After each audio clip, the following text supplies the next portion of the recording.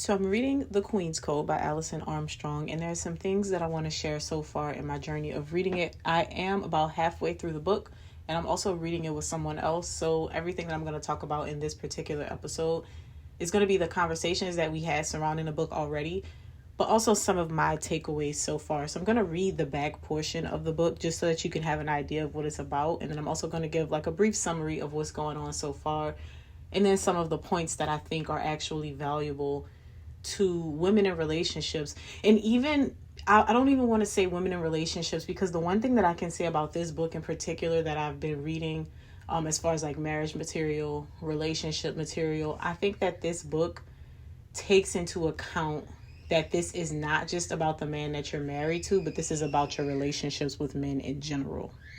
I would also like to say, I'm sure y'all heard baby pterodactyl in the background, but we life with the babies around sometimes. So we shall not be hearing that for the rest of this episode. But the back cover says, unravel the misunderstandings between women and men. The long-standing war between the sexes is the stuff of legend in TV ads, sitcoms, chick flicks everywhere. We've all seen the images, the long-suffering woman and the clueless, insensitive man. And I'm sure you can think of a few examples of that, and how we used to see that on TV. What immediately comes to mind is The Simpsons, right? That is something like Homer is just like, no.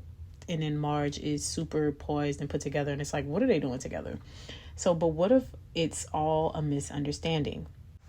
In this fairy tale for the contemporary woman, Kimberly seeks advice and discovers a treasure chest of esoteric knowledge hidden within her own family. As she unravels the mysteries of men's behavior in this romantic journey, so will you. Meanwhile, Karen struggles to start a family while already overwhelmed by her career and lack of support from her husband. As she expands upon what she's already learned from Claudia, experiencing the depth of men's love and commitment, so can you. Whether you're in love with men or frustrated by them, or both, the Queen's Code creates a new ethic and approach for interacting with men in a way that honors both sexes. From 8 distinct points of view, you'll get an intimate look inside the hearts and minds of both men and women as we struggle to understand ourselves and each other. While the plot is not predictable, the outcome is. As a woman, living the Queen's Code makes getting what you need from men easier, while your relationships become more authentic, kind, and passionate. Heal past injuries and free your future. As a man, learning from the Queen's Code creates compassion from the impetus behind hurtful and mystifying female behaviors, while validating the purpose and intent of your own. And so this is again written by Alison Armstrong. She's an educator and an author, and she also has something called Understanding Men and Women. It's an online series where she helps women and men to understand each other. So I just want to go ahead and hop into some of the segments that we've already covered and like dissect my thoughts on them. So this is going to be me reading certain portions and then just giving a reflection. So before I do the readings, I do want to give a character breakdown up to this point, just so I don't have to keep going over it. If I do miss a character, when I come to it, I'll explain who they are. So primarily we have Claudia, we have Bert. They are married. They are the oldest couple, at least the oldest couple that we've met thus far. Claudia came from a family of women who really prioritized what she is giving as this information called the Queen's Code. The Queen's Code is designed to give women the knowledge and information that they need about men in order to have a healthier coexistence. But there has been a vow in her family to not pass this down to anyone that is not a woman that she raised, and anyone that just does not want the information, because it can be learned and used to manipulate men, and that is not what it is for. And I think honestly that is some of the most dangerous thing that we see in the field, or like in the world, in social media, is women giving information to teach other women how to manipulate men, instead of women giving information to teach women how to understand men. There's a big difference, because this is the difference between I will do things for this man just so I can get what I want, versus I will do things for this man because he is the man that I love. And this does happen because people will bend and fold and do the things that they want to get what they want out of a man. but then they won't do those same things, right, for a man that they love and that they're committed to and that they're married to. And it's really a disgusting practice. And so I thought that was interesting too, that was something that happened within this book. And so Claudia knows the information. She has the information, has a very healthy relationship with her husband, Bert. Claudia is teaching this information to Karen. She was teaching the information to Karen before the story even started, but they had taken some time off because she was waiting for another mentee to arrive. So Karen is married, and the other mentee is Kimberly, who is the granddaughter of Claudia and Bert. Now, the reason that this information was not passed on to Kimberly earlier on, I should also mention that Karen is in her 40s, Kimberly is 30, and she's recently divorced. She was divorced, and then she was dating another guy, and it did not work out, but she's currently single. And the reason that this information was not passed on to Kimberly is because Myra, her mother, did not want the information. And as a result, there was no link between Claudia and Kimberly until now. Kimberly's actually seeking the information out. So now she's able to teach her. So I think that kind of sums it up. Kimberly also has a friend. Kimberly also has a friend, M, who is married and she's a stay-at-home mom. She has a very, she does not like her husband very much. She has disdain for him. She doesn't approve of most of his actions. And she's always talking very negatively about him. I think that kind of sums it up for now. If there is anything that I missed, I'll go ahead and address it when we get to it. So this first section I wanted to read is about resentment. And I'm just going to read it straight from the book and give clarification as needed. This is a conversation between Claudia and Bert. This is after Claudia had met with Karen and Kimberly. And Bert is very interested in everything that Claudia does. Mind you, this is fiction. But he's very interested in everything that she does. There's this deep admiration that he has for her. He tends to her needs. He gets out of her space when she needs it. He looks at her lovingly with adoration, and you can tell that it's because she embodies this queen's code. She's not pandering. She's not doing anything weird.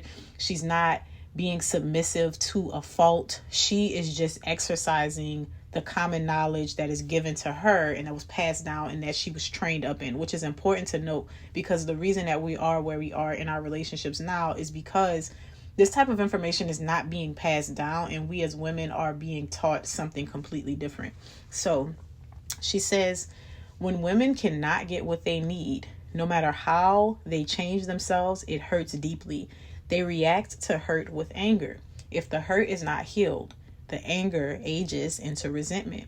Accumulated resentment makes a woman bitter. How come you've never been bitter? He marveled. Because I'm not hurt often, since I know what not to take personally. And when I am hurt, I speak up and I can be healed.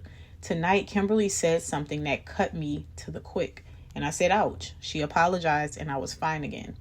She added, we assume people know when they hurt us and that they do not care enough to heal us. More often, folks are unaware of what they have done. If we know that, we can be responsible for getting what we need before the anger builds up and the process of creating bitterness progresses.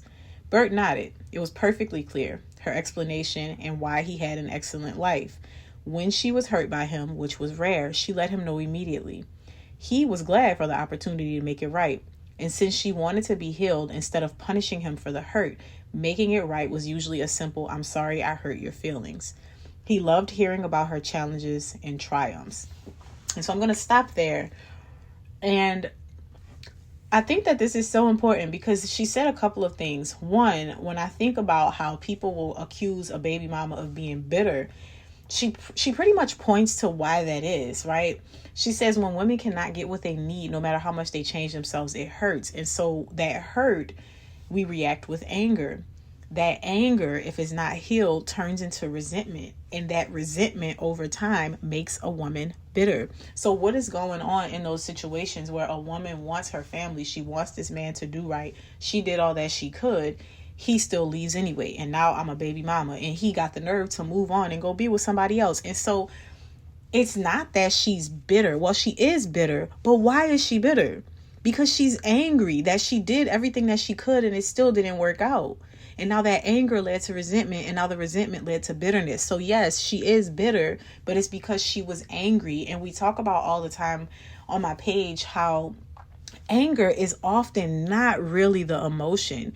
Anger is usually what we default to when we don't have what we need to process whatever it really is. So you can be embarrassed by something, right? Like, let's say as a man, your wife says something to you and you're in mixed company. That actually happened in this book. One of the wives said something to her husband in front of his friends, and he got angry and he left, and he didn't come home. And I was thinking as I was reading it, oh, he probably wasn't angry. He was embarrassed. But we don't know what to do with embarrassment. A lot of times we're not raised with emotional intelligence. And I know that that's a new buzzword, and people like to, we don't like to use those words, and we say, oh, stop saying that. But that's the perfect way to explain it. We're not raised to learn how to communicate that. We're not raised to say, I feel embarrassed. That really hurt my feelings. I would like for you to not say that to me again. That feels vulnerable, because now I'm leaving it up to you to decide if you're going to mend the situation. But if I react in anger, I protect myself. And so even a woman who is acting in anger, she's protecting herself. And think about the baby mama situation that I just explained, right? So if the woman is hurt, but you're the person perpetrating the hurt because you're cheating on her, you're leaving her, you abandon her, why would she then want to say, I am so hurt, I am so disappointed, I can't believe you're abandoning me like this? Why would she want to say that to the person who's already hurting her? So what is it going to come out as? I hate you. You disgust me. I'm angry. You're stupid. Right? So it's going to come out as anger. And so that anger leads to resentment, and that leads to bitterness. And so part of it is also, like she said, you have to be able to explain yourself, and you have to also be able to choose what you allow to offend you. And there was something else interesting in this book that I read, where her husband says something and the women are kind of like taken aback by the fact that she wasn't offended by what he said, because it was something, he made a comment about another woman. And again, it goes to, you have to decide what you allow to offend you. And you have to decide, like, is this a good man? Is this man like out to get me? Because if he's out to get you, that's different. But if this is a good man and he's just talking, he's not trying to frame everything that he says to be offensive, right? But that doesn't mean that it's not going to hurt.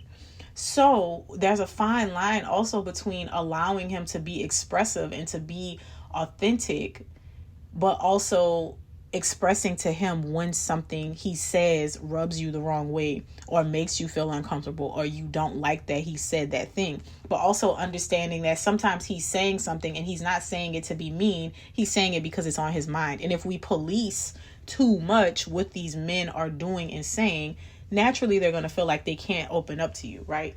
And so I think that that's also something that we have to consider from that particular conversation.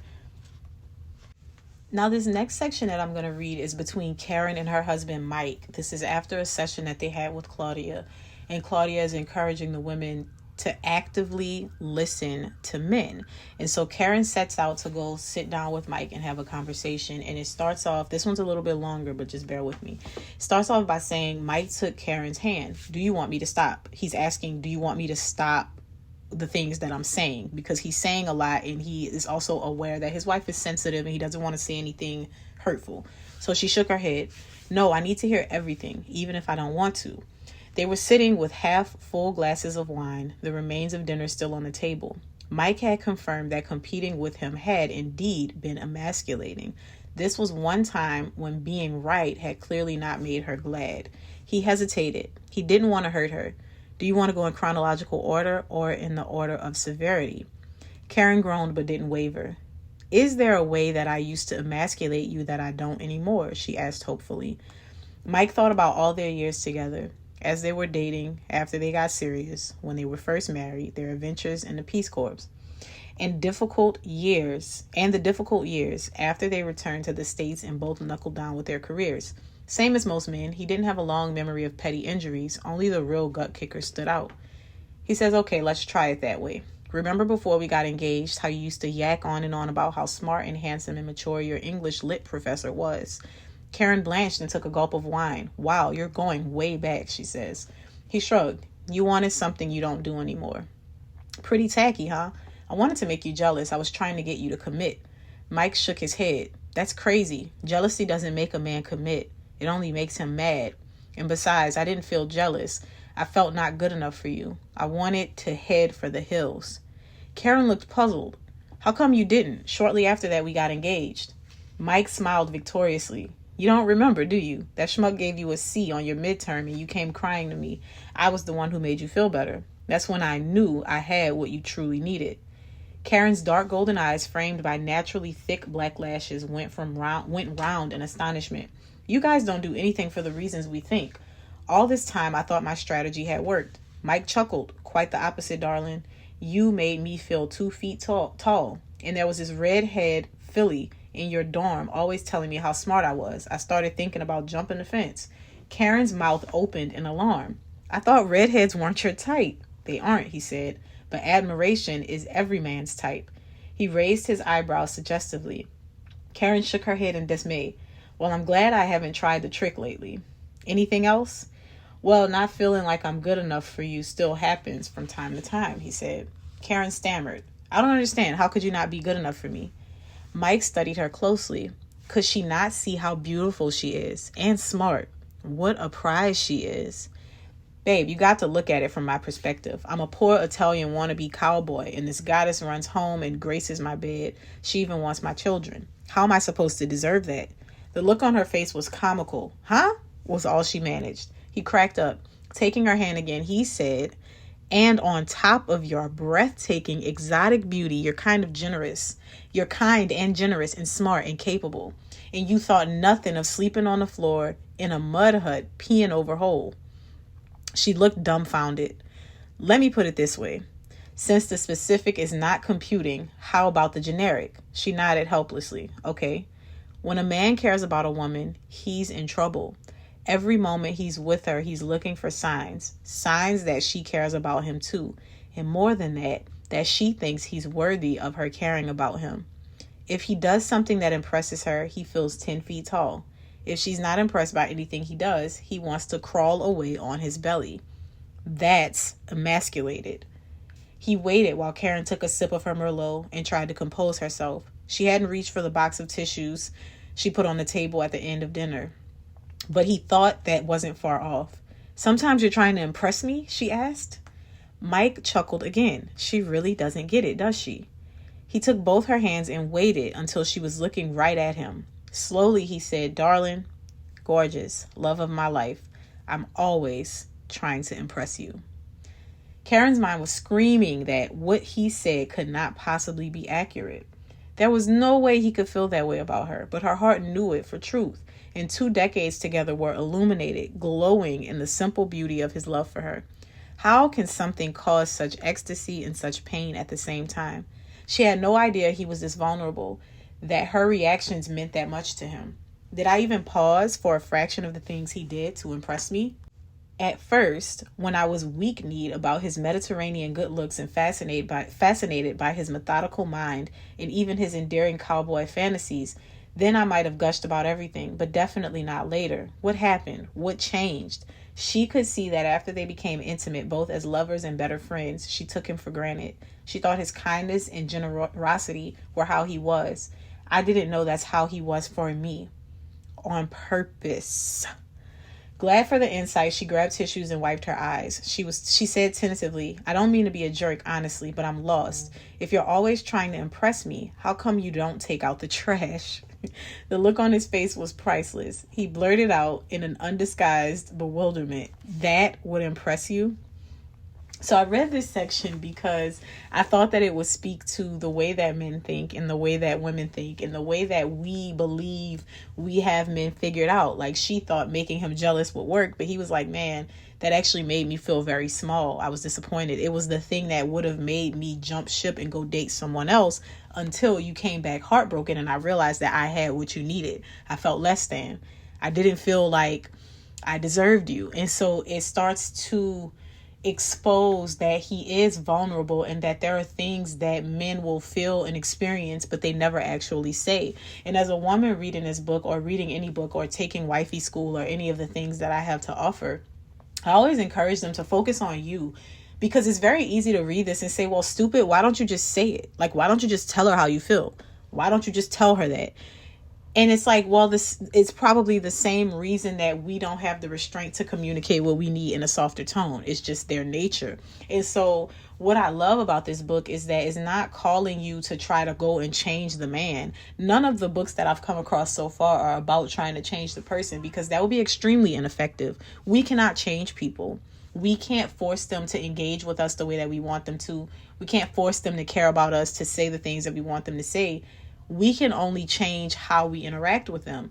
And so for Karen, having this information now, she can either use it to her advantage and try to manipulate her husband, or she can use it to say, oh my gosh, I understand him so much more now, and we can go forward, and I can choose not to be offended. Like the trash example, she said, if you're always trying to impress me, how come you don't take out the trash?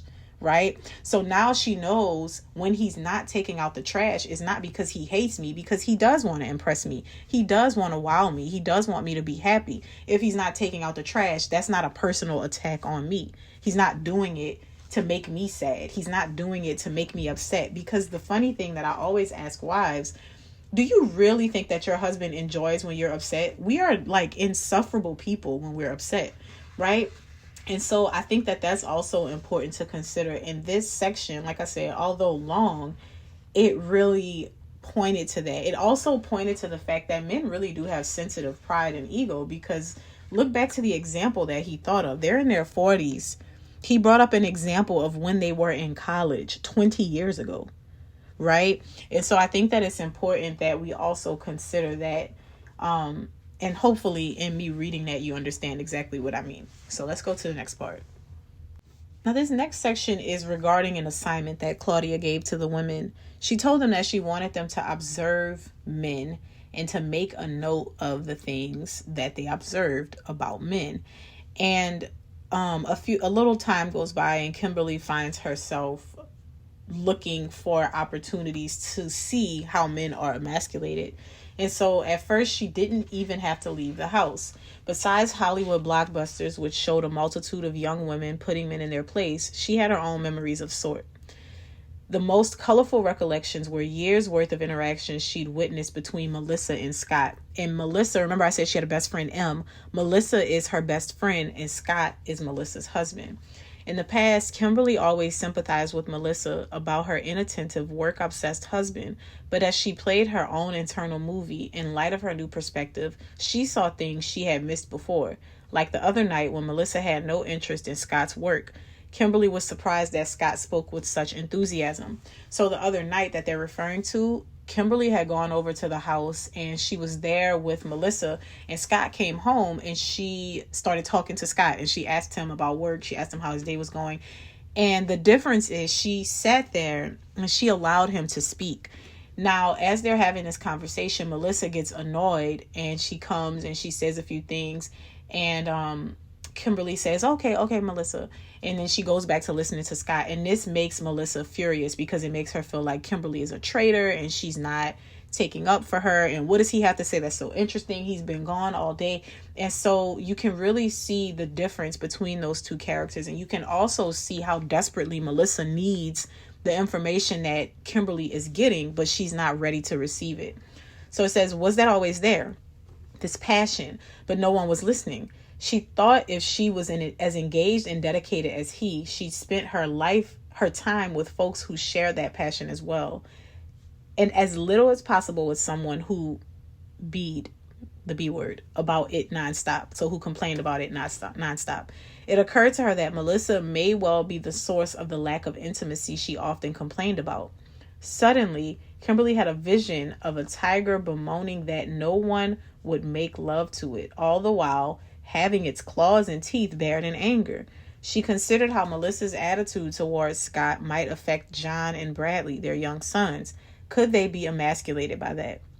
Her research included a short trip to the grocery store where she witnessed 4 different incidences of emasculation. Following the assignment, she paid particular attention to the way the men reacted. A young mother roughly forced her son back into the child seat of the shopping cart, saying, "Why can't you sit still like your sister?" When the woman turned away, Kimberly saw the young boy angrily pinch his baby sister. In line in front of her, an elderly arthritic gentleman slowly pulled the exact amount for his groceries out of his wallet.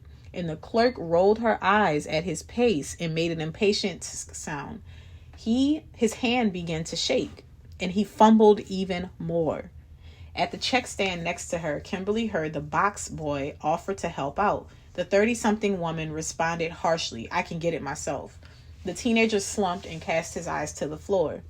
The middle-aged woman unloading her cart behind Kimberly suddenly exclaimed to her husband, "Why didn't you get the family size? Didn't you look at the price per pound? No wonder we can't get by on your tiny paycheck."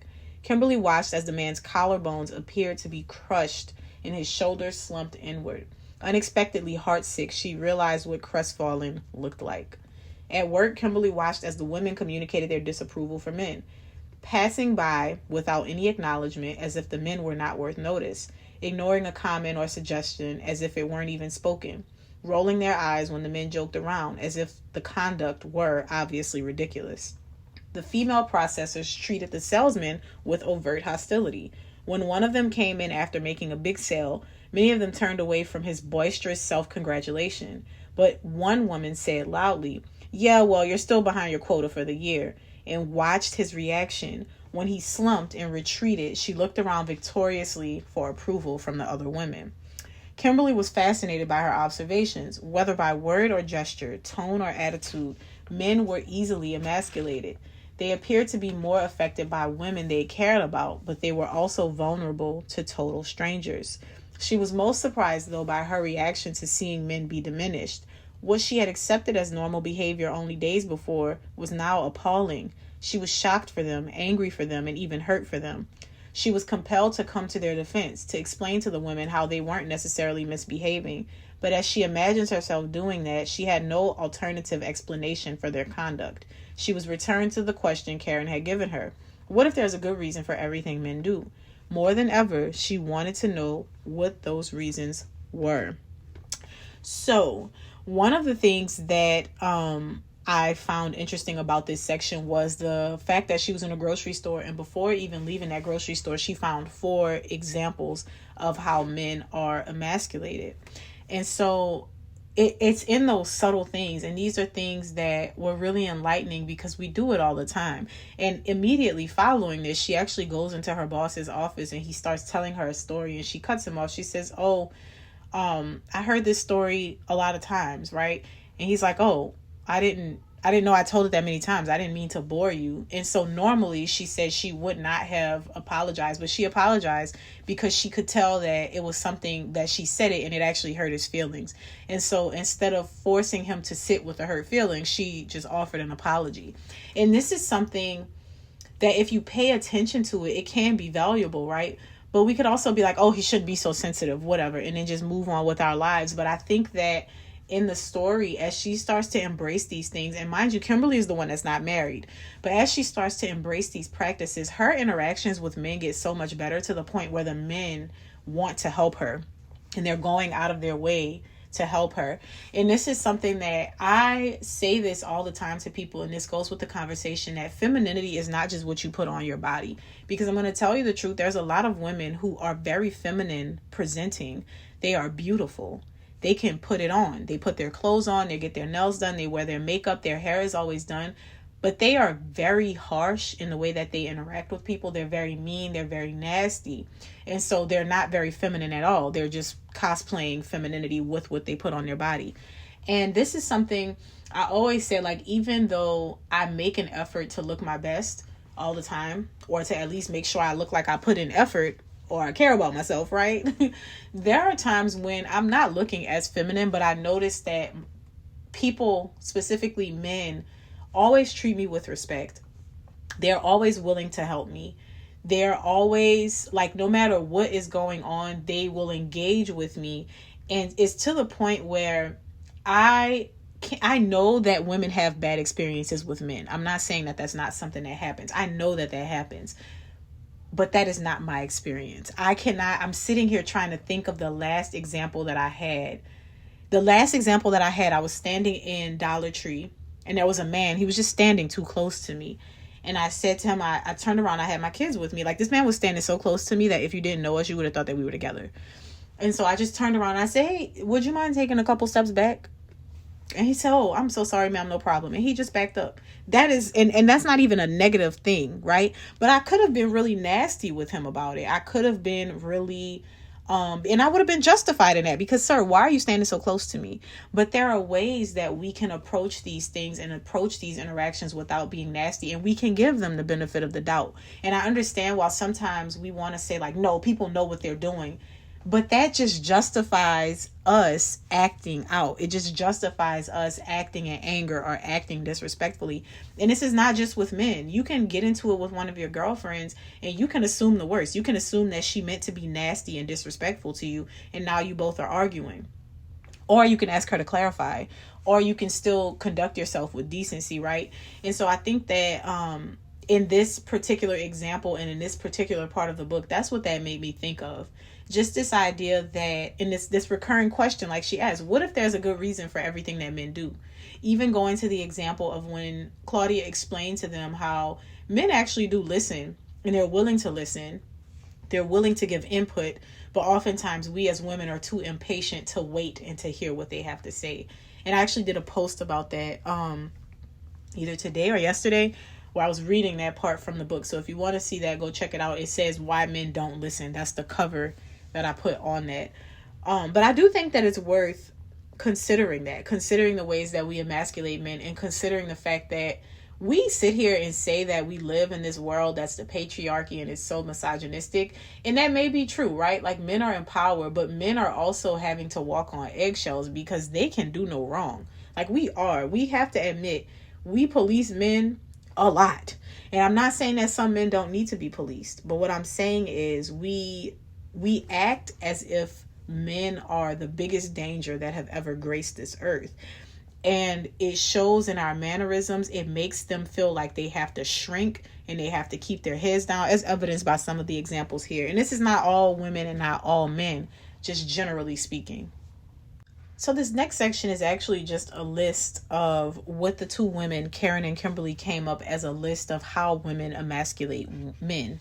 It says withhold appreciation, withhold admiration, withhold participation, withhold sex. Don't let him impress you.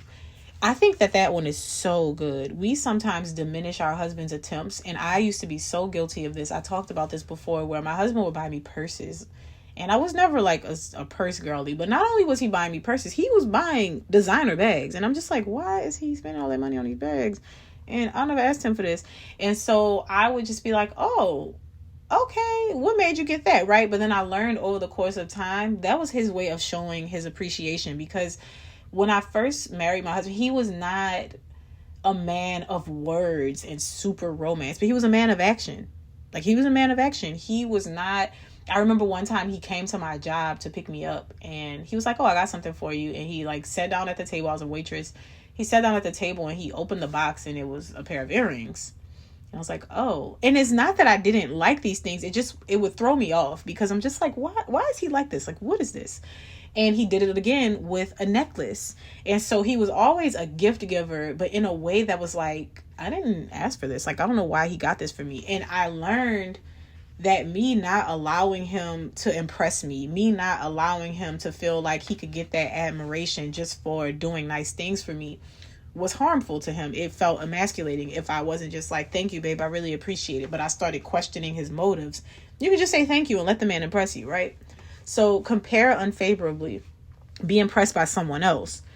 Don't trust them. Assume insincerity. Don't need them for anything important to you. Be disinterested in their passions. Complain. Expect them to act the same as girls, women. Don't let them help you. Demean their earning abilities. Blow off their suggestions and ideas. Ignore them. Criticize them. Interrupt them. Rolling eyes. Scoffing sounds. Being impatient. Take over something you gave them to do. Demean their virility. Shut down their storytelling. And so these are all things, like, if you listen to this list, it's like, oh, you can't do anything as a woman. My God. But it's like, these are really, it sounds like a lot, but it's actually, if you take the time to be a decent person and you take the time to not try to intentionally be mean and offensive, they wouldn't be that hard to do.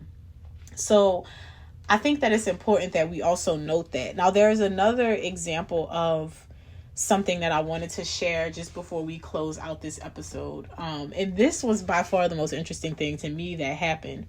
There's a gentleman at Kimberly's job. His name is Jack. He's older than she is, and he's really good friends with her boss. Now, recently, since she started taking this class, or since she started meeting with her grandmother and this other lady, Karen, she started interacting differently at her job, obviously. She started taking the advice, and she went to talk to her boss about something, and he revealed to her that he is grooming her to take over the company. And she was completely taken aback. She had no idea. She didn't believe it. And she was like, I didn't know because of your interaction and the way that you behave towards me. I did not know. But he informed her of that information. She took it very well. And ever since then, that was kind of a turning point in their relationship. And to her, it didn't seem like anything was different. She's just embracing these new principles. The reader can tell that she's changing, one, because of the way that she's more open-minded about things and she's not as blaming and finger-pointing. And two, there gets to be this rift in the relationship between her and her best friend, Melissa, because Melissa starts to feel like she's making excuses for her husband. And she just feels like, okay, well, how come you're always on Scott's side? Like, how come you don't listen to me anymore? How come you feel like this? And this is because she's taking on this newfound information. So now we have Jack, who, like I mentioned, he's the boss's best friend. He has been behaving pretty obnoxiously towards Kimberly, and she realizes that it is the result of her emasculating him. And so he starts to act this way in a way that justifies his manhood, right? So this is the last part that I'm going to read. It says, Jack was looking for an excuse to go by Raul's office Wednesday afternoon. Raul is the boss. He normally dropped in once or twice a month. He admitted it wasn't his friend he wanted to see. He told himself that the subtle change in Kimberly merely intrigued him, but it was much more than that. He'd always been attracted to her physically. He appreciated the female form, and she was his type. He loved curves, he craved substance, and he wanted a woman with plenty to hold on to. Jack appreciated the voluptuous beauty of her body, as he would any work of art. For years, he had admired Kimberly's figure at his leisure. After her initial scowl, she studiously ignored him, chin up, and he responded by becoming more obnoxious. It had become a kind of game, trying to get a bigger rise out of her. Now he was looking for a different kind of reaction. He hadn't been able to forget the experience of being seen below the surface, however briefly. They're referring to the time that she left Raul's office, and she looked at Jack and she smiled at him in a way that she had never done. And so Jack, ever since that day, has just been like, what is going on? And he's been so intrigued. So her brilliant blue eyes had widened in recognition, as if he'd suddenly become real, a whole person, more than merely another man admiring her body. It made him want to be known by her, seen even more deeply, and it compelled him to find out who she was in her entirety. In the moment that he had become three-dimensional to her, so has she to him. He knew he was at least 10 years older, but he liked that, not because of the trophy BS people talked about. It wasn't the youthful beauty he needed. He had learned that a significant age difference tended to eliminate a woman's need to compete with him. It made it all right for him to have made it while she was still in hot pursuit of success. He could encourage and support, and he liked that. If only a woman would be content to receive and appreciate all he wanted to provide. Unfortunately, he'd never met a woman of any age who could. When he discovered that Kimberly had already left for the day, he was hugely disappointed. Raul says she had a doctor's appointment. Is she okay? Jack asked anxiously, surprising both of them. Raul's eyebrows shot up. As for now, I know she's fine. I think it's one of those annual checkups the medical establishment subjects women to. Thank God we don't have to go through that.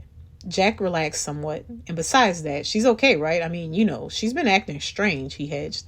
Raul laughed outright. You got it bad, my friend. What? He replied, uncomfortable. She got to you, Raul said with a sympathetic smile. What are you talking about? Jack dodged. Don't worry, buddy. I understand. If I was single, I'd be looking closely all of a sudden, too. Something's happening over there. Something interesting. Raul drew out the very last word as he unwrapped a piece of gum. Jack took the opening.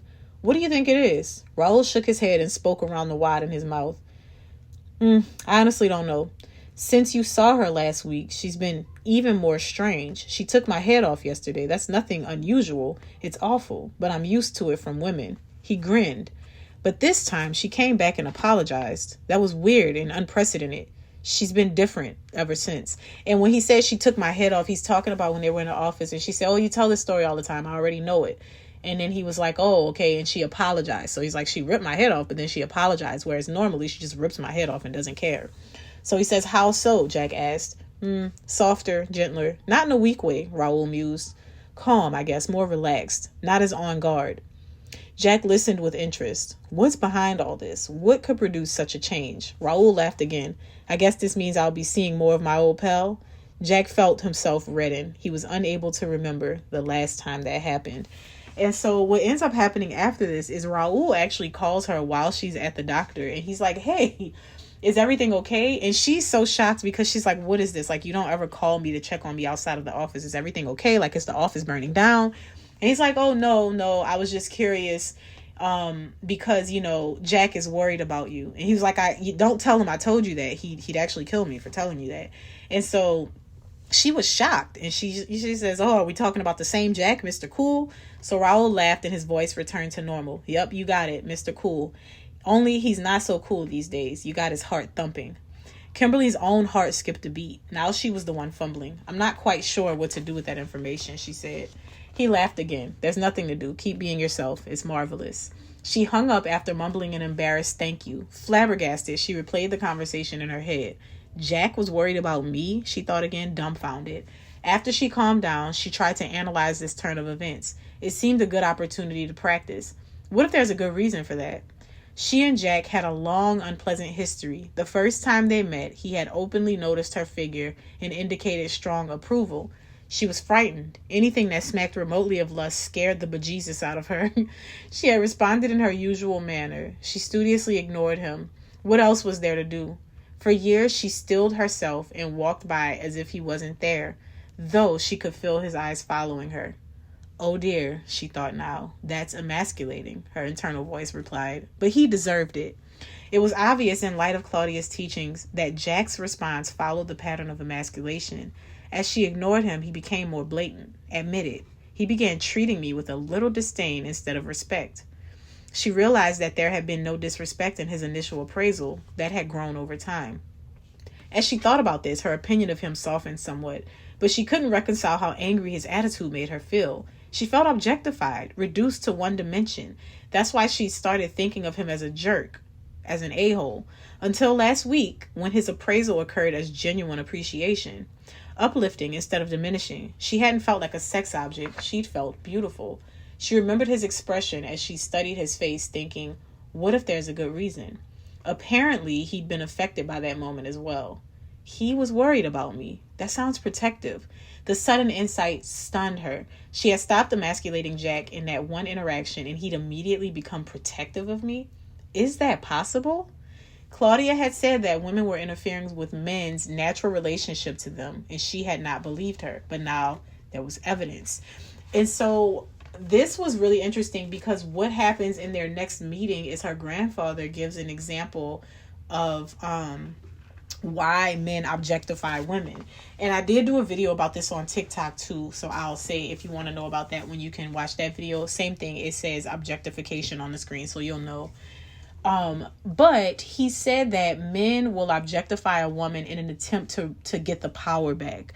So the example that he gave was really interesting. He said that when he was a young man, he was in a gentleman's club and this woman was dancing in front of him and his friends, and he got overwhelmed. He got overwhelmed in a way because he was so intrigued. She was so beautiful. She was making him feel aroused, and he felt like he was losing his power. And so he didn't say this out loud, but he thought to himself, harlot, right? And so in him doing that, he said what ended up happening was he felt like now he had power over her, and he could now treat her however he wanted because she's a harlot. And so I went on to explain how this is something that we do. And he said this too. It's not just something that men do to women.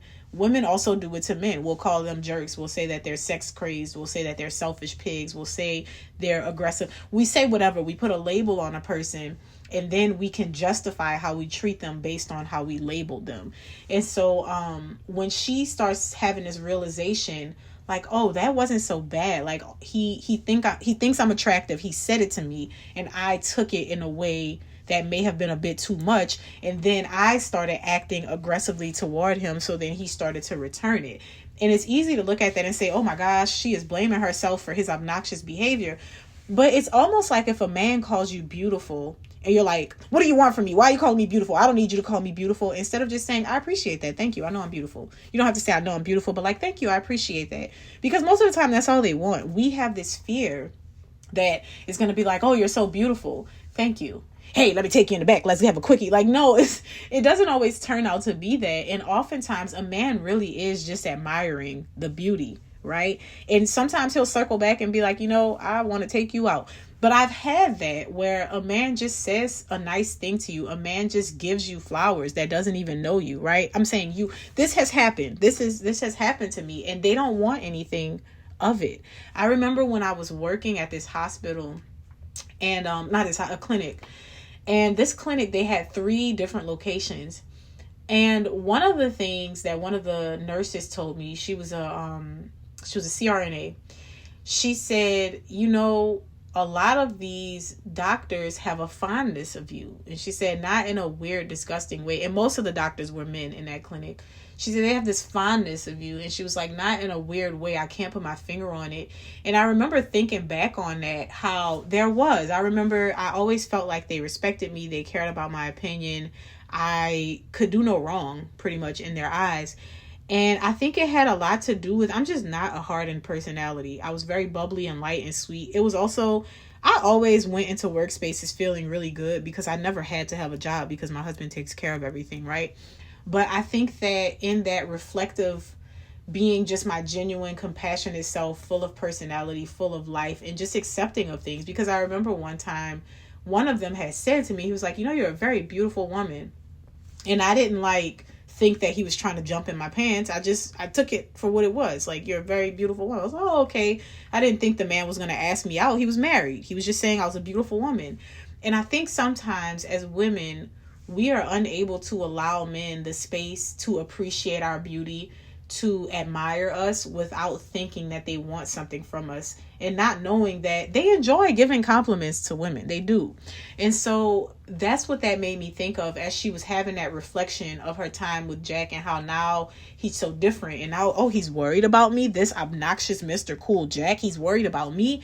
And it's because she has changed her demeanor. She's more feminine and less hardened. And they actually discussed that in a book where it's like these classes or this time that she's spending with her grandmother is really changing her in a way that she's changing how she dresses. She's changing the way that she carries herself. They describe her face as softening, like she doesn't clench her jaw. She looks more pleasant. And again, this is something that if you listen to this to be offended, you would be like, this is BS. Like, women shouldn't have to do all of these things. You don't. But it's not that she's doing all of these things. The only thing that she's doing is opening herself up to the fact that men are not the enemy and they're not out to get her. And so I think that that's a beautiful realization that she came to. But anyway, this is as long as I wanted to go today, a little bit longer actually. So I'm going to go ahead and stop it here. If we do finish this book by next week, I will continue this discussion on next week's podcast. But if not, it'll just be the week after that. I hope that this was enlightening and enjoyable. I hope that you don't mind that this episode was a little bit longer, but I feel like it was worth it. I hope that you enjoyed me reading to you like the good old days on TikTok. And that's all that I have to share today. I will see you in the next episode. Wait. Did I tell y'all the name of the book? I think I did. Okay, the book is The Queen's Code by Alison Armstrong. I got it on Amazon. You can get it on her website. It's AlisonArmstrong.com. But I also heard that there's an audiobook on there. I'm not sure if it's still $10. I don't know. I don't have any links for you to directly click, but just look up the name of the book and you should be able to find it. Okay, now I will see you in the next episode.